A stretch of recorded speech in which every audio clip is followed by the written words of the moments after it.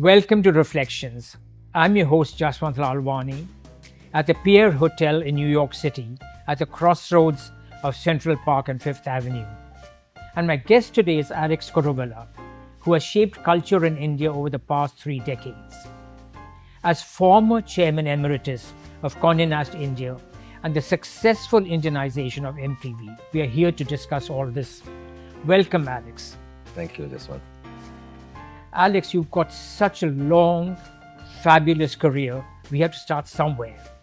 So start from the beginning. How did you came into the consciousness of India, as far as I remember, with a bang with MTV. But I'm sure there's something before that. So start with that. Well, my career started in advertising, which in a sense was an accidental move because I was always interested in writing when I was very young. And little did I know that copywriting is not quite the same thing as journalism. And I stumbled into advertising through writing, but quickly became a suit, joined the management side. And I think the peak of my advertising career before MTV would probably be defined by one of the 4 or 5 epoch-making moments in my life, in my career. And that was the launch of Pepsi. And you have to remember that this predates the liberalization, the opening up of the market. Rajiv Gandhi had just lost the elections. VP Singh was the Prime Minister. The government was quite hostile towards foreign brands entering the country. Pepsi had applied, and eventually when they got permission, one of the conditions was that it had to have an Indian name. And it was decided at that time the name is Pepsi Era. Very few people even have heard of this or know about it. I've never heard of it. And sure enough, the bottles were made, the bottlers were all set. And then we got a message saying that the Prime Minister at that time, VP Singh, who also was a poet of sorts, had come up with a new name called Leher. And so that was a diktat that the new brand has to be called Leher Pepsi. So there was, the inventory of millions of bottles of Pepsi had to be smashed and broken and reprinted and recreated. And we launched with Leher Pepsi as the name. And I also remember at that point of time, Pepsi was just entering, and most of advertising those days were looking westwards. All the inspiration came from. So cola advertising that time, I remember, I'm actually quite amused when I think about it, had imagery of ballet dancers and Vietnam War photographers, and nothing to do with the country and nothing to do with our own culture. So when we were told that Pepsi had just signed up Michael Jackson and that every country in the world is going to use Michael Jackson, I think they were quite annoyed when we said, well, our research shows that Michael Jackson is popular, but it really won't make cola as mainstream as you would want it to be. It won't fit into the psyche. Exactly. You'll be missing an opportunity to really mainstream and broad-base the appeal of colas. It took a year, and I used to come and spend time and purchase in New York, in the headquarters to convince them that we were the one exception, because Indonesia and Pakistan and all the other countries were using Michael Jackson, and we needed to go with somebody local. And the local decision also, because advertising, like I mentioned, was highly westernized, was actually a very breakthrough moment in advertising history, because we chose a Bollywood director, a gentleman by the name of Vidhu Vinod Chopra, who was by then very famous for films like Parinda, etc. He had never heard of advertising. When we went to him and knocked on his door and asked him to do the launch commercial, he was, how long is the film? Is it 20 minutes? And we said, no, 30 seconds. And well, anyway, we persuaded him, and the rest, as they say, is history. We launched with a actress called Juhi Chawla and an Indian rock musician called Remo Fernandez. And mind you, this was before the days of Star TV. So we had Doordarshan. We had a formidable opponent in the Chauhans of Parle, and very exciting times. And we launched with Pepsi and never looked back. And that formula of cricket, cinema, curry remains the mantra today also. Absolutely. And cricket and cinema are quite obvious. Curry, refers to the local taste that defines a lot of advertising today. And many Bollywood directors after that followed the same. Followed the same. So that was one significant moment before, of course, MTV happened. But in a way that formed what's going to happen later in your life. It naturally. Exactly. Now come to MTV. because that's how I think we all remember you. Yeah, that again is interesting for me. Many of these moments were very serendipitous, and it just happened to be. My first experience with the MTV happened actually in this city, in New York, in 1986. They had just launched. It was 5 years since their launch. I was sitting in the basement of a friend's apartment, and I saw this channel, and I was a great music lover and grown up on a diet of Western rock and the great music of that time. And for me, I was just completely fascinated, and I was just thinking, if there's some way I could work for this, business, is hardly going to be doing a job, it'll be really having fun. But then I forgot about it and moved into advertising. And one fine day, there was a global search for the CEO, and they whittled down from 50 people finally to me. And I think the fact that I was just so passionate about music, and they said, why would you want to join MTV? I said, because you've come 15 years too late. And that was it. I joined them, and that started the decade of the Indianization of MTV. And it started with a show called, probably one of the earliest reality shows, called Bakra, which was basically means scapegoat. And that was a hit show, and it transformed. It really fueled the invasion of Indian pop culture into youth in the country. It was irreverent. Our positioning for the brand was Desi Cool. We used to call it a lassi in a can. And that really, there were lots of innovations. We broke the world record for the longest dance party and came into the Guinness Book of World Records. The VJs who used to present became a very aspirational role for most young people. Everybody wanted to be beach VJ. You go to the smallest towns and people were aspiring not to be an engineer or a pilot or a doctor, but to be a VJ. And that went on for a while. And MTV was also a time where it probably was the first 360-degree media brand. Because from television, we moved to digital and online. We launched a credit card with Citibank. We launched a range of clothes by the name of MTV. We launched a perfume. And we had, events on the ground. So it was a really 360-degree brand, which sort of defined an entire generation, the MTV generation. It was wildly successful because even me, living in New York, knew about the waves that MTV was making in India. It's time for a short break, and we'll be right back with Alex Kuruvilla at the Pierre Hotel.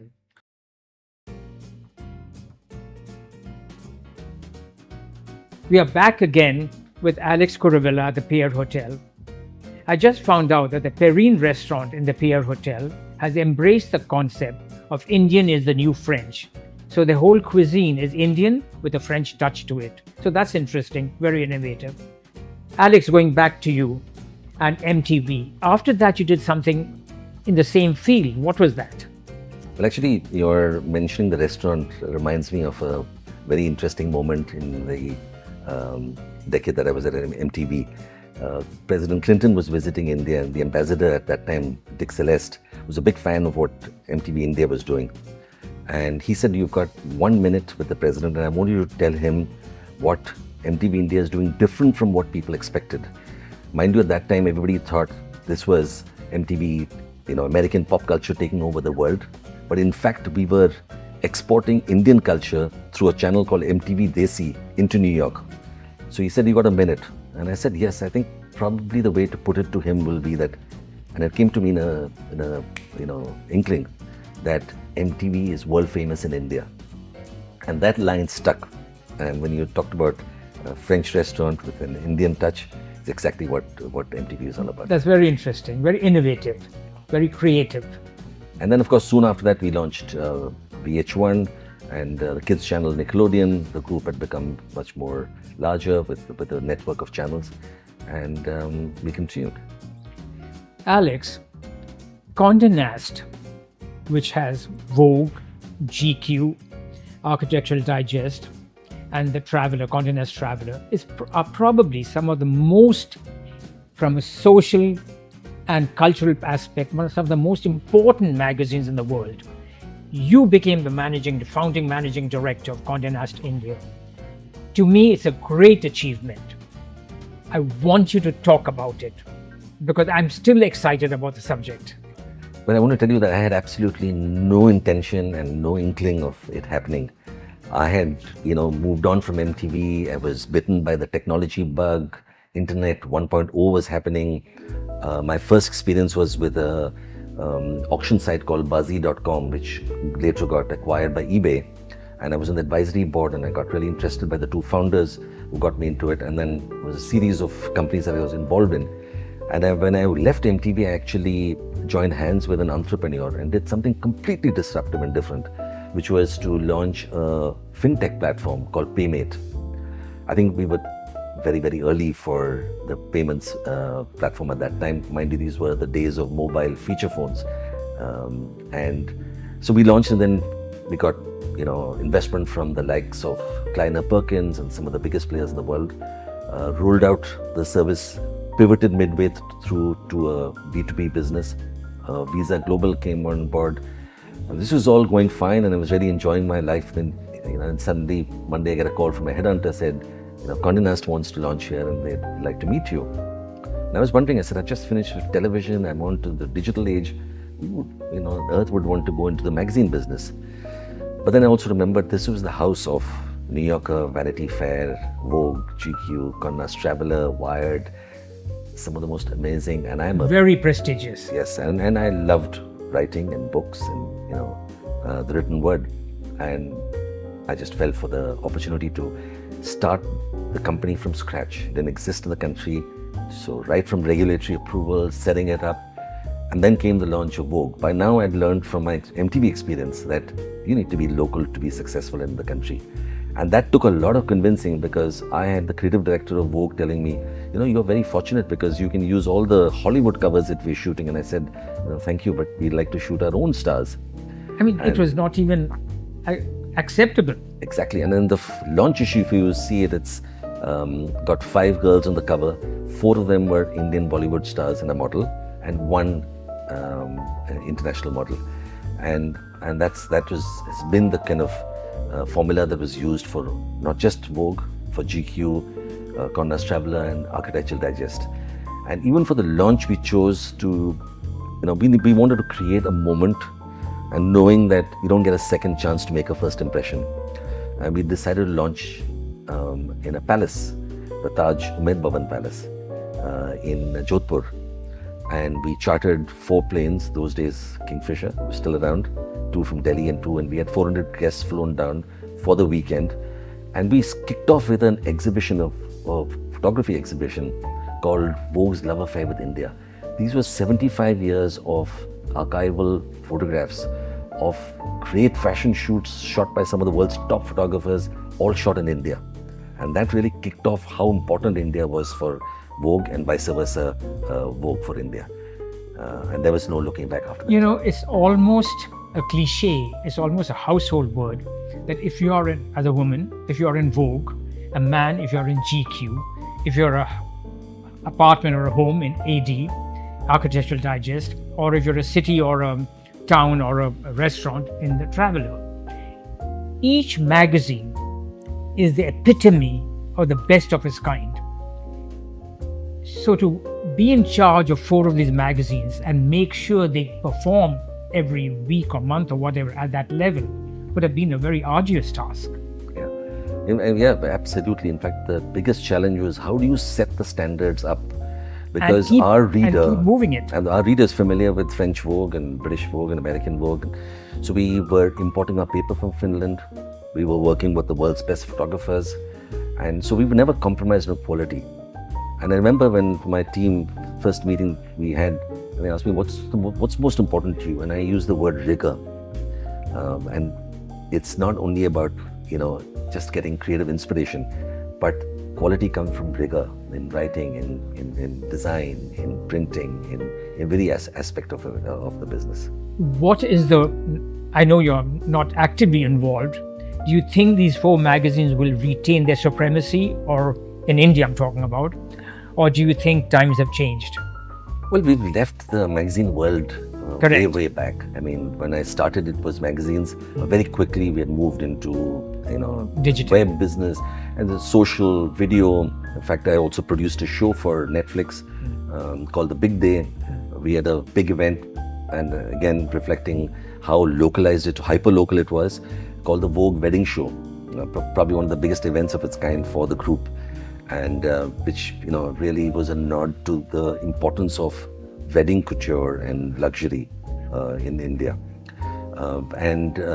So magazines, in a sense, today is like a show window for the brand and the business, Right. but its reach is significantly limited, and that era And that's is a in worldwide sense, phenomenon. Absolutely. I mean, it's more coffee table, and I think that era is over, and people consume content very differently. So Gen Z or the millennial, it's mostly through Instagram and TikTok. Regardless of what you say, everyone would still like to be on the cover of Vogue or GQ. It's time for a short break again, and we'll be right back with Alex Kuruvilla.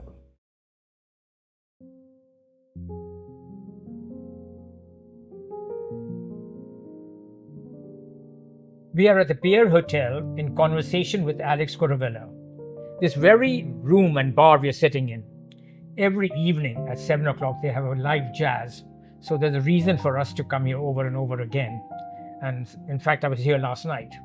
So Alex, going back to your interesting, exciting career, let's move on to the art world, only because I love it. Based on what I've read about you and your home, you speak about Subodh Gupta, Bharati Kher, Kalat, and Souza. Is your love for Indian art or is it Western art also, and where does it stop? I would say love would be art in general. I mean, I've been always following art and dragging my kids to museums in every city that we travel to. But a personal journey in collecting, I won't count myself as a significant collector, but for whatever it's worth, was started well before Indian art was, I would say, popular or fashionable, if you want to call it that. But the first work I remember very clearly was Souza, and we used to put up at home. But our daughters used to be horrified that when their friends would come home, would you please take it off the walls? And so we had to sort of keep it away, and when they would come. But today they themselves are both in art. One is an academician, teaches art history. The other one advises people on buying and selling of art. She's an art advisor. But they started with Souza and then went on to many of the contemporary artists. And I had many friends in the art world and spent a lot of time with them. And that just grew. And even today we have, I saw the pictures of your home in Architectural Digest. That's why all this comes to mind. Let's talk about the Kochi Biennale. What's your role in it? Well, I happen to know the two founders, Bose Krishnamachari and Riaz Como at that time. And they've been talking about creating a biennial in India, which didn't exist. And,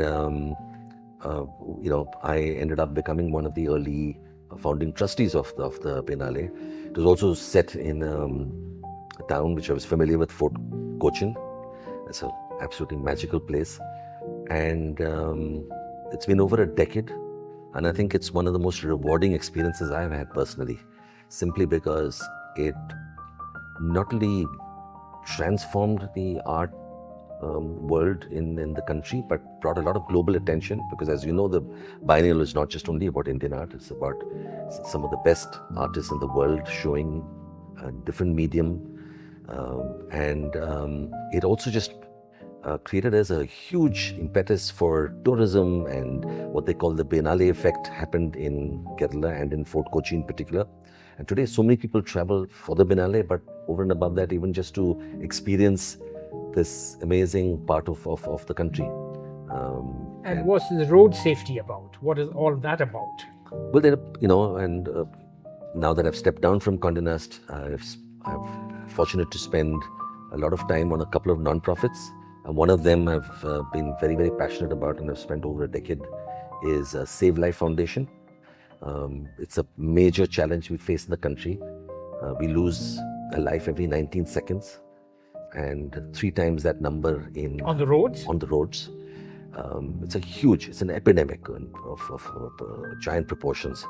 And so we work on advocacy, we work on trauma care, we work very closely with the government, And just as an example, we've been on the Mumbai-Pune Expressway, we brought down deaths by over 52% in 3 years. And that has sort of really got the attention of the government. We work in now 15 states across the country.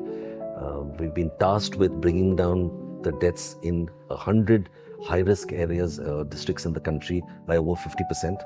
So it's something which I really, I help out, connecting them with funders, getting more global attention for the cause. So that's something which I'm very passionate about.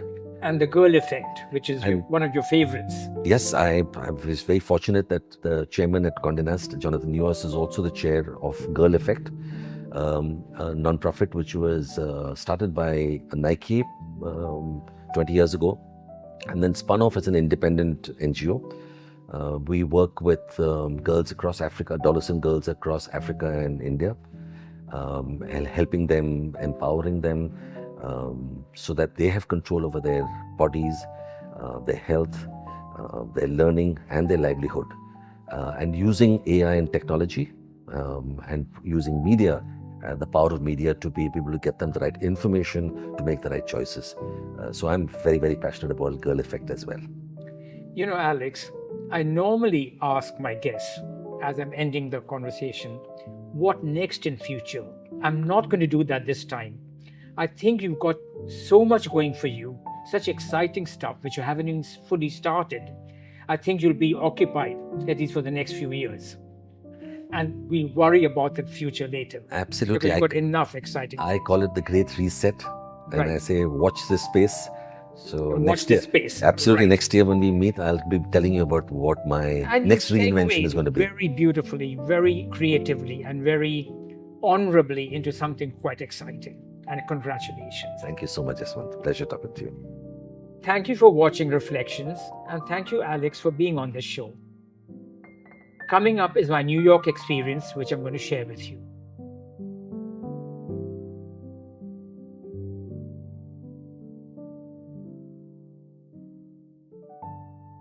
The Broadway show Cabaret is an exceptional theatrical experience. It depicts early 1930s Berlin with Eddie Redmayne as the MC of the decadent Kit Kat Club, a maleficent symbol for the rise of Nazism.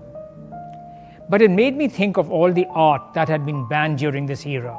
Famously, Max Beckmann, the German expressionist, and his self-portrait in the 1930s.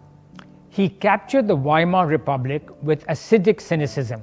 Art he called the Great Void, uncertainty of the space that I call God, which is what made me go to the Neuer Gallery, a small gem located north of the Met on Fifth Avenue.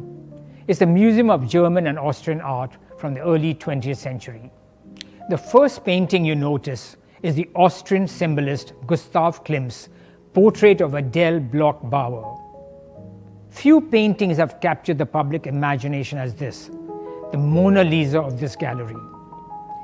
The diamond choker seen in the painting was appropriated by the Nazi chief Göring, and the painting was restituted in 2006. Among the other must-see artists are Ernst Ludwig Kirchner, the founder of German Expressionism.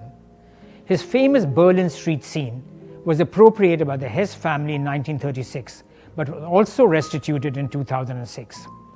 And Egon Schiele's Danae of the Golden Showers. Where else could you see exceptional Austrian and German art outside Vienna and Berlin? This small gem of a museum is one of the reasons that make New York City a unique experience. Thank you for watching Reflections, and thank you for being on this journey with me. Looking forward to seeing you again soon.